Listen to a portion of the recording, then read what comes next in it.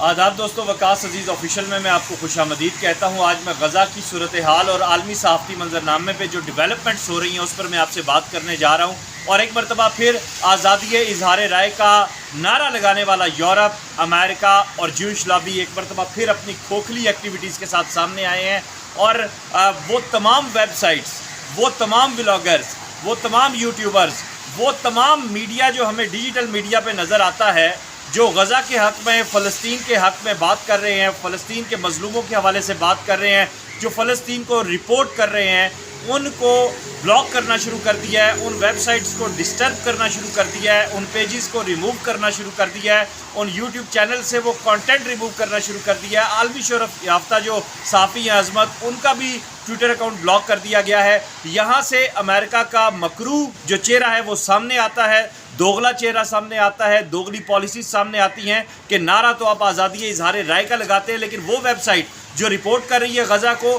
وہ صحافی جو رپورٹ کر رہا ہے غزہ کو، آپ اس کے اکاؤنٹس بلاک کر رہے ہیں، اس کی ویب سائٹ بلاک کر رہے ہیں اور ٹویٹر بلاک کر رہے ہیں۔ اس وقت جو غزہ کی صورتحال ہے وہ میں آپ کو بتاؤں، وہاں پہ شہیدوں کی جو ڈیڈ باڈیز ہیں وہ رکھنے کے لیے ہسپتالوں میں، مردہ خانوں میں جگہ کم پڑ گئی ہے۔ غزہ میں اس وقت پانی کی شدید قلت ہے۔ یونائٹڈ نیشن چیخ رہا ہے لیکن اقوام عالم کے کانوں پر جوں تک نہیں رینگ رہی۔ وہ تمام لوگ جو اپنے آپ کو امن کا دائی کہتے ہیں، وہ تمام ممالک جو اپنے آپ کو امن کا علمبردار کہتے ہیں، وہ تمام ممالک بالخصوص امریکہ، بالخصوص برطانیہ، بالخصوص یورپین ممالک جو یہ سمجھتے ہیں، جنہوں نے پوری دنیا کو الو بنایا ہوا ہے، کاٹ کا الو سمجھ کے جو ہے وہ دبا دب لگے ہوئے ہیں، اور ان کے تمام تجربات، تمام نیوکلیئر تجربات ہو گئے، تمام دیگر ان کے کسی بھی حوالے سے ایکسپیرینسز اگر ہمیں نظر آتے ہیں، ان کی لیبز کے ایکسپیرینسز نظر آتے ہیں، تو وہ کس پہ نظر آتے ہیں؟ تھرڈ ورلڈ کنٹریز میں نظر آتے ہیں یا مسلم کنٹریز میں نظر آتے ہیں۔ کیوں ان کے اپنے اندر یہ سب کچھ نہیں ہوتا؟ آج ایک مرتبہ پھر عالمی منظرنامہ یہ چیخ چیخ کر کہہ رہا ہے کہ اب وقت آ گیا ہے کہ امریکہ اور یورپین یہ جو ہتھ کنڈے ہیں، جیوز کے جو ہتھ کنڈے ہیں، جو دوغلا چہرہ ہے، اس سے جان چھڑائی جائے، اور پوری دنیا کو، صرف مسلمانوں کی بات نہیں کر رہا، تھرڈ ورلڈ کنٹریز کی بات نہیں کر رہا۔ آج اگر غزہ میں یہ سب ہو رہا ہے تو اس سے پہلے افغانستان میں ہوا، اس سے پہلے ہم دیکھتے ہیں کہ جو آپ کا سیریا ہے وہاں پہ یہ سب کچھ ہوا، اس سے پہلے ہم دیکھتے ہیں مشرق وسطیٰ میں یہ سب کچھ ہوا، اس سے پہلے ہم دیکھتے ہیں کہ کشمیر کا معاملہ کب سے کتنی دہائیوں سے چلتا آ رہا ہے، کل کو یہ افریقہ میں ہو سکتا ہے، دیگر بر اعظموں میں ہو سکتا ہے۔ کیوں؟ اس کی وجہ یہ ہے کہ امریکہ نے ہمیشہ سے دوسرے ممالک کو اپنی تجربہ گاہ سمجھا ہے، اور اسی تجربات کی نظر وہ دنیا کو کرتا رہا ہے۔ انسانوں کے حقوق کی بات کرنے والے ممالک، وہ تمام این جی اوز، وہ تمام لوگ آج آ کے جو ہے وہ کھوکھلے ہو چکے ہیں، بالکل ڈیڈ ہو چکے ہیں۔ اور ماضی میں بھی جتنی وائرسز کی بات ہوئی 2 سال پہلے بھی، ان کا موجد کون نکلا؟ وہ سب سے پہلے ویکسینیشن کہاں سے ہوئی؟ سائنٹیفک معاملات کو، اس کو سائنس کا نام دے دیا جاتا ہے۔ یہ کیسی سائنس ہے جو انسانوں کے لیے زہر قاتل ثابت ہو رہی ہے؟ کیا آج وہ وقت نہیں آ گیا کہ ایک انسان اپنی پوری آزادی کے ساتھ بات کر سکے؟ دنیا کے کون سے آئین اور قانون میں لکھا ہوا ہے؟ سی این این اور B B C militant Hamas کہہ رہے ہیں، C N N, B B C, Fox News, 24 News, France live, وہ تمام چینل جو ہیں حماس کے اگینسٹ بات کر رہے ہیں، ملیٹنٹ حماس لکھ رہے ہیں۔ سپورٹ کس کو کر رہے ہیں؟ اسرائیل کو کر رہے ہیں، تل ابیب کو کر رہے ہیں۔ کیا غزہ میں جن لوگوں کا خون بہہ رہا ہے وہ اور کسی رنگ کا ہے، اور جو تل ابیب میں بہہ رہا ہے وہ سرخ ہے؟ صرف اسرائیل اور تل ابیب میں جو مرنے والے لوگ ہیں وہی انسان ہیں، انہی کے ساتھ جو ہے وہ آپ کو ہمدردی ہے۔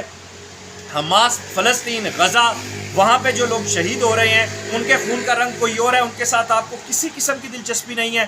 جو لوگ فلسطین کی صورتحال کو رپورٹ کر رہے ہیں وہ جرنلسٹ نہیں ہیں، آپ ان کو بھی جو ہے وہ ملیٹنٹ ڈکلیئر کر رہے ہیں۔ یہ کہاں کی صحافت ہے؟ یہ کہاں کی انسانیت ہے؟ یہ کہاں سے انسانی حقوق کے علمبرداریت کی بات بنتی ہے؟ کیا کوئی سوچنے کی بات ہے؟ کیا کوئی کرنے کی بات ہے؟ یونائٹڈ نیشن سے ہم لوگ بھیک مانگنے چلے جاتے ہیں۔ یونائٹڈ نیشن کی صورتحال اور اس کی جو حالت ہے وہ ایک کٹ پتلی جیسی ہے۔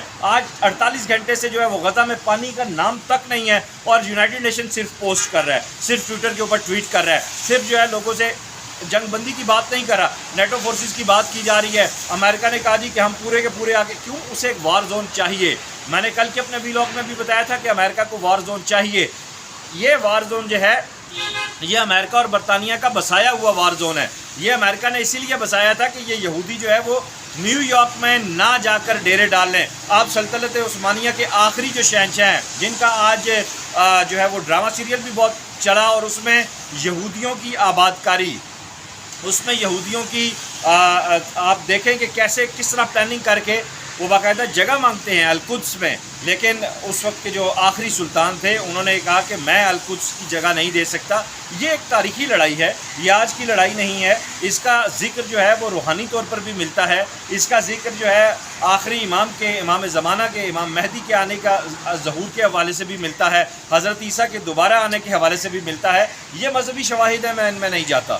میں بات کروں گا آزادی صحافت کی، آزادی اظہار رائے کی، اور مجھے حیرت ہو رہی ہے کہ وہ ممالک، وہ لوگ، وہ ادارے، وہ جرنلسٹک یعنی وہ صحافتی این جی اوز، وہ تنظیمیں جو آزادی اظہار رائے کے نعرے لگا رہی ہیں، وہ ذرا آج اس بات پر ہمیں جواب دینا پسند کریں گے کہ وہ ویب سائٹس جو غزہ کو رپورٹ کر رہے ہیں، جو فلسطین کو رپورٹ کر رہے ہیں، وہ ٹویٹر اکاؤنٹس جو غزہ اور فلسطین کو رپورٹ کر رہے ہیں انہیں بلاک کیا جا رہا ہے۔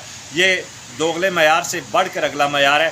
اس ویڈیو لنک کو زیادہ سے زیادہ شیئر کیجئے۔ اس وقت اویئرنیس کی بہت زیادہ ضرورت ہے۔ اگر اویئرنیس نہیں ہوگی تو ہم اسی طرح دھوکے میں مارے جائیں گے۔ یہ ایک جہاد ہے، ہم اپنے بول کر، اپنے حوالے سے اس جہاد میں حصہ ڈال سکتے ہیں، اس کی شیئرنگ میں حصہ ڈال سکتے ہیں۔